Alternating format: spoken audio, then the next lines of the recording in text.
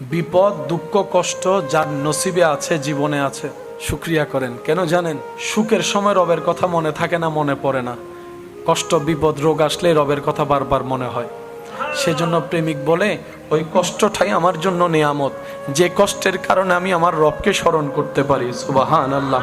ওই বিপদটাই আমার জন্য আমি নিয়ামত মনে করি, যে বিপদটার কারণে আমার অন্তরে অনুভূতি জেগেছে 2 রাকাত শুকরিয়ার নামাজ পড়ার জন্য, রবের দরবারে সিজদা দেওয়ার জন্য। ওই কষ্টটাও নিয়ামত আমার জন্য, ওই দুঃখটাও নিয়ামত, ওই অসুস্থতাও নিয়ামত। কারণ এই বিপদগুলার কারণে আমার দিল রবের স্মরণে মগ্ন হয়ে আছে। সুবহানাল্লাহ। আর হাজার বিপদের মধ্যে সবর হচ্ছে এমন একটা খুঁটি, এমন একটা গাছ, এমন একটা শক্তি। এই সবর ধৈর্য সহ্য যে করার মতো করতে জানবে, বিশ্বাস করেন ভাই, হারানোর চাইতে 10 ডবল বেশি পাবেন। এটাই আপনার রবের ওয়াদা।